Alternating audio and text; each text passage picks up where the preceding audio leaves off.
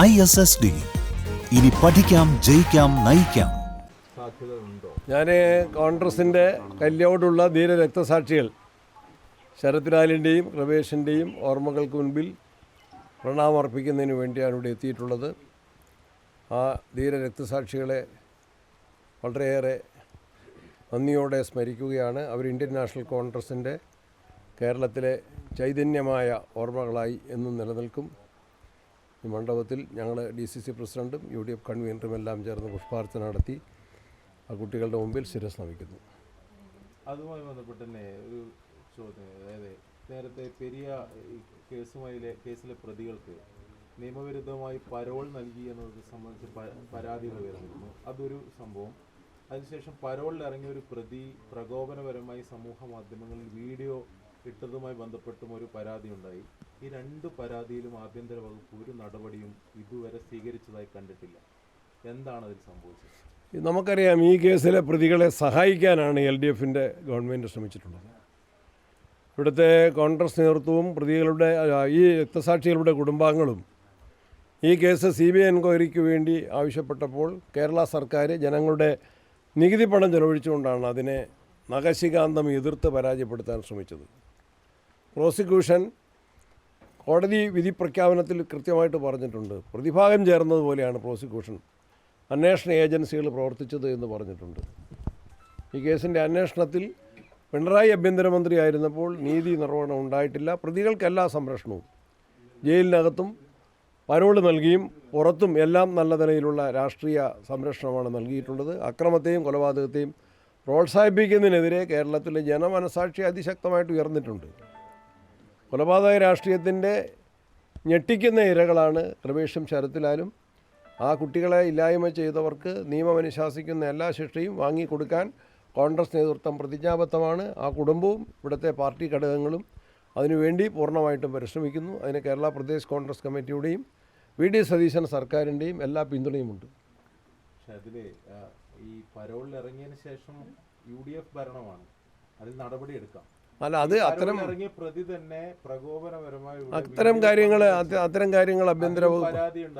കാര്യങ്ങൾ ആഭ്യന്തര വകുപ്പും ജയിൽ വകുപ്പും വളരെ ഗൗരവത്തിൽ കാണും. പരോള് നൽകുന്നതിൻ്റെ നിയമരാഹിത്യം സംബന്ധിച്ച വിഷയങ്ങളും പരോൾ കാലഘട്ടത്തിൽ പരോളിൻ്റെ വ്യവസ്ഥകൾക്ക് വിരുദ്ധമായിട്ട് ഏതെങ്കിലും പ്രതികൾ പ്രവർത്തിച്ചാൽ അത് സംബന്ധിച്ച കാര്യങ്ങൾ വിശദമായിട്ട് ആഭ്യന്തര വകുപ്പ് അത് അന്വേഷിക്കുകയും തക്കതായ നടപടികൾ സ്വീകരിക്കുക തന്നെ ചെയ്യും.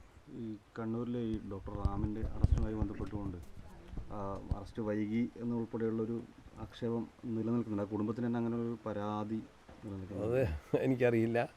അറസ്റ്റിനെ കുറിച്ചൊക്കെ പോലീസ് അതിൻ്റെ നടപടികൾ സ്വീകരിക്കേണ്ടതാണ്. ആഭ്യന്തര വകുപ്പിന് എന്തെങ്കിലും പരാതികളോ ആക്ഷേപം ഉണ്ടെങ്കിൽ അവർ പരിശോധിക്കും. വൈദ്യുതി നമ്മളെ സത്യസന്ധമായ കാര്യങ്ങൾ ജനങ്ങളുടെ മുമ്പിൽ പറഞ്ഞിട്ടുണ്ട്. കേരളത്തിലെ വൈദ്യുതി ആവശ്യം കഴിഞ്ഞ വർഷത്തേക്കാൾ ഇപ്രാവശ്യം 1000 മെഗാവാട്ടായിട്ട് ഉയർന്നിട്ടുണ്ട്. പുതിയതായിട്ട് നമ്മൾ ഇലക്ട്രിക് വെഹിക്കിൾസ് ഒരുപാട് ഉപയോഗിക്കുന്നു. അതുപോലെ തന്നെ കൂടുതൽ വീടുകൾ വന്നു, സ്ഥാപനങ്ങൾ വന്നു, കൂടുതൽ ആളുകൾ എയർ കണ്ടീഷണർ ഉപയോഗിക്കുന്നു. അന്തരീക്ഷത്തിൻ്റെ താപനില കൂടി മഴ കുറഞ്ഞപ്പോൾ രണ്ട് കാര്യം. മഴ കുറഞ്ഞപ്പോൾ വൈദ്യുതി ഉൽപ്പാദിപ്പിക്കാൻ സാധിക്കുന്ന ജലവൈദ്യുത പദ്ധതികളിലെ ഡാമുകളിലെ സംഭരണശേഷി ഗണ്യമായിട്ട് കുറഞ്ഞു. കഴിഞ്ഞ പ്രാവശ്യം ഇടുക്കിയിൽ 60% ജലനിരപ്പുണ്ടായിരുന്നെങ്കിൽ ഇപ്രാവശ്യം അത് 30-ൽ താഴെയായിട്ട് കുറഞ്ഞു. ഉൽപ്പാദനം ഗണ്യമായിട്ട് കുറയുകയും ഉപയോഗം 1000 മെഗാവാട്ട് ഉയരുകയും ചെയ്തു.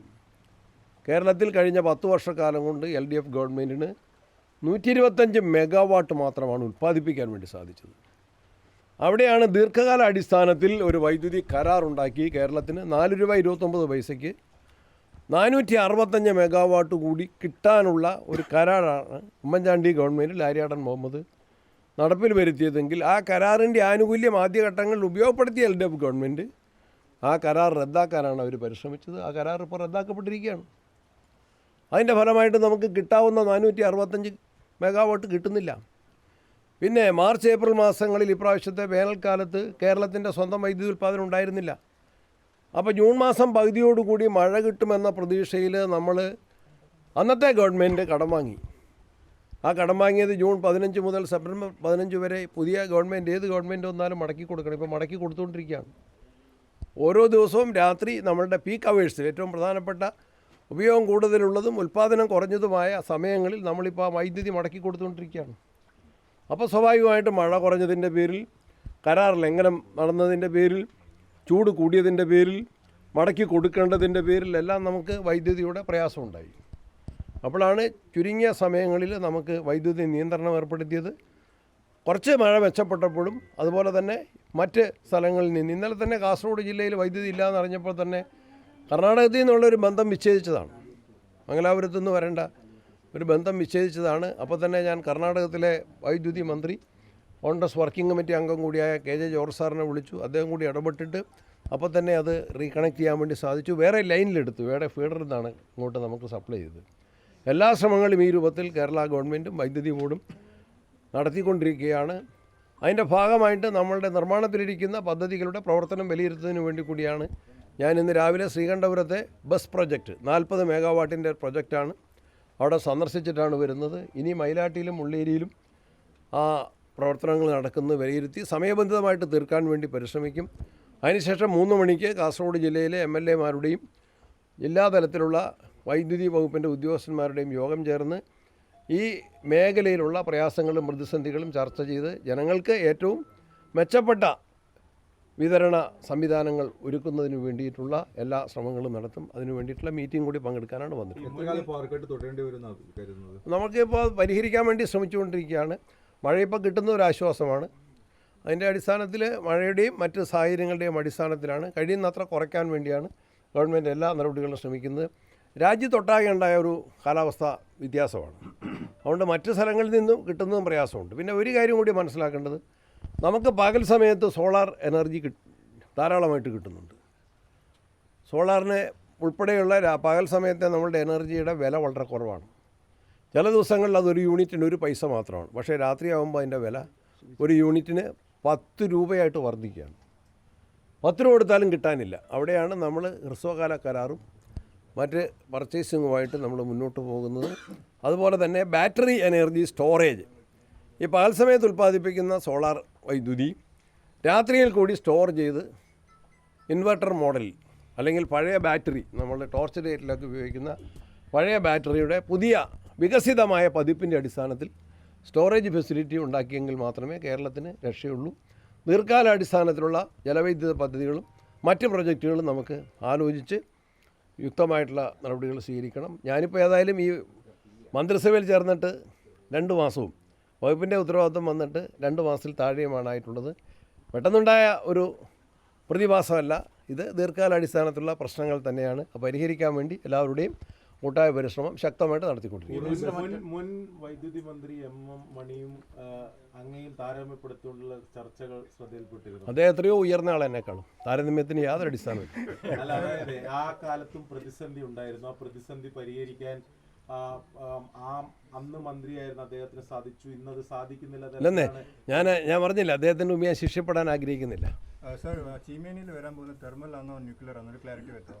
അപ്പോൾ ആലോചിച്ച് എല്ലാവരും യോജിക്കുന്ന തരത്തിലേക്ക് ആ കാര്യങ്ങൾ ചർച്ച ചെയ്ത് തീരുമാനിക്കാൻ ഞാൻ പറഞ്ഞു. അതുൾപ്പെടെ ചർച്ച ചെയ്യാന്നാണ് ഞാൻ പറഞ്ഞത്. സാഹചര്യത്തിലെ ന്യൂക്ലിയർ പദ്ധതികളൊക്കെ ലോകത്തിൻ്റെ ഭാഗമാണ് കേരളം. ലോകത്തിൻ്റെ ഭാഗമാണ് കേരളം. ലോകത്ത് മറ്റ് സ്ഥലങ്ങളിലും ഉണ്ട്. അതിനെ സംബന്ധിച്ച് കേരളത്തിലെ ആശങ്കകൾ പരിഹരിക്കാൻ സാധിക്കുമെങ്കിൽ, എല്ലാവരും യോജിക്കുമെങ്കിൽ അതുകൂടി ആലോചിക്കാവുന്നതാണ് ഞാൻ പറഞ്ഞത്. സമയത്ത് ന്യൂക്ലിയർ പ്ലാന്റിന്റെ പ്രപ്പോസൽ ഉണ്ടായിരുന്നോ? അത് ചർച്ച ചെയ്തിട്ടുണ്ടല്ലോ. അവർ തന്നെയല്ലേ. എന്ത് വേണം നമുക്ക് ആലോചിക്കാം, എല്ലാവരോടും ആലോചിക്കാം. എനിക്ക് മുൻവിധിയില്ല ആ കാര്യത്തിൽ. എന്നാൽ ഒരു തുറന്ന ചർച്ച നടത്താം. MLA പറഞ്ഞു, തൃക്കരിപ്പൂർ MLA പറഞ്ഞു ന്യൂക്ലിയർ പ്ലാന്റ് പുള്ളി MLA ആയിട്ട് നിൽക്കുന്ന കാലം സമ്മതിക്കത്തില്ലെന്ന് ഇന്നലെ പാർട്ടി. ആയിക്കോട്ടെ, MLAയുടെ അഭിപ്രായം ഞാൻ പത്രത്തിൽ വായിച്ചു. MLA എന്നെ ഫോൺ ചെയ്തിരുന്നു. MLAക്കും MP പറഞ്ഞു. ബഹുമാനായ പ്രതിപക്ഷ നേതാവ് പിണറായി വിജയനും പറഞ്ഞിട്ടുണ്ട്. പക്ഷേ അദ്ദേഹത്തിൻ്റെ പാർട്ടിക്കാർ തന്നെ എന്നോട് പിന്തുണയും പ്രഖ്യാപിച്ചിട്ടുണ്ട്. ബാറ്ററിയുടെ കാര്യം പറയുമ്പോഴേ 10 രൂപ ആണല്ലോ ഇപ്പോൾ നൈറ്റ് ടൈമിൽ. ബാറ്ററി വരുമ്പോൾ ഇതിന് എത്ര കോസ്റ്റ് വരും? അത് നമുക്ക് കോസ്റ്റൊക്കെ ഇപ്പോൾ ഞാൻ ഒട്ടൊന്ന് പത്രസമ്മേളനത്തിൽ പറയേണ്ടതല്ല. കോസ്റ്റ് അതിൻ്റെ ചെലവിൻ്റെ അടിസ്ഥാനത്തിലായിരിക്കും കോസ്റ്റ് വരുന്നത്. കൂടുതൽ ബസ്സുകൾ കുറഞ്ഞു വരും, എന്തായാലും കുറയും. കൂടുതൽ ബസ് സ്റ്റേഷനുകൾ സ്ഥാപിക്കാൻ സാധ്യത. ബസ് സ്റ്റേഷൻ എന്ന് പറഞ്ഞാൽ KSRTC ബസ്സാ?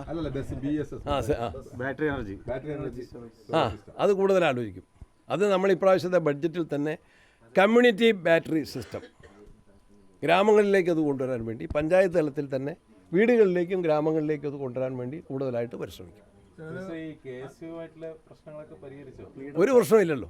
സർ, ഈ ബാറ്ററി KCB ഒന്ന് ഇൻസ്റ്റാൾ ചെയ്യുന്നത് അതോ പ്രൈവറ്റ് ആയിട്ടായിരിക്കോ? ഈ അത് പഞ്ചായത്ത് ടെൻഡർ ചെയ്തിട്ടാണ്. വരുന്നത്. ടെൻഡർ ചെയ്തിട്ട് പ്രൈവറ്റ് കമ്പനികൾ ടെൻഡർ വിളിക്കുന്ന സ്ഥലമുണ്ട്. അപ്പോൾ അത് കോസ്റ്റ് കൂടാൻ ചാൻസ് ഉണ്ടോ പ്രൈവറ്റ് പ്ലേയേഴ്സ് വരുമ്പോൾ? നമുക്ക് അറിയാം, വൈദ്യുതി മേഖലയിൽ സ്വകാര്യ സ്ഥാപനങ്ങൾ പ്രവർത്തിക്കുന്നുണ്ട്. അതുകൊണ്ടാണ് ടെൻഡർ ചെയ്യുന്നത്. ടെൻഡറിൽ ഏറ്റവും കുറഞ്ഞ കൂട്ടി എന്നവർക്കാണല്ലോ കിട്ടുക. മിനിസ്റ്ററെ, ഈ KPCC നേതൃമാറ്റം ഉടൻ ഉണ്ടാവോ? എന്തായി അതിൽ? AICC ആണ് പ്രഖ്യാപിക്കേണ്ടത്. ഞാനിപ്പം മന്ത്രിയുടെ ചുമതല കൂടി, ഞാനിപ്പം മന്ത്രിയുടെ ഉത്തരവാദിത്വം കൂടി വഹിക്കുന്നത് കൊണ്ട് അധിക ചുമതല അത് ചെറിയ രൂപത്തിൽ ചെറിയ രൂപത്തിൽ മിനിസ്റ്റർ പിന്നെ താങ്കളുടെ അത് DCC പ്രസിഡന്റാണ് പറയേണ്ടത്. ഞാൻ കാസർഗോഡ് വരുന്നുണ്ടോ, കാര്യങ്ങൾ ശ്രദ്ധിക്കുന്നുണ്ടോ, ഞാൻ പറഞ്ഞാൽ പോരല്ലോ. മിനിസ്റ്റർ താങ്കളുടെ വകുപ്പല്ല, എന്നാലും KPCC പ്രസിഡന്റ് നിലയിൽ ചോദിക്കുകയാണ്. ഈ കണ്ണൂർ യൂണിവേഴ്സിറ്റി സിൻഡിക്കേറ്റ് നിയമനവുമായി ബന്ധപ്പെട്ടുകൊണ്ട് അങ്ങനെ മന്ത്രി വരുന്നുണ്ട്. അല്ല, മന്ത്രിയെ കണ്ടു KPCC പ്രസിഡന്റ് നിലയിൽ ഉന്നത വിദ്യാഭ്യാസ മന്ത്രിയെ നിങ്ങളുടെ മുമ്പിൽ ഹാജരാക്കുന്നത്. അല്ല, ജില്ലയ്ക്ക് ഒരു പ്രാതിനിധ്യം കിട്ടിയില്ല എന്നാണ് പറയുന്നത്.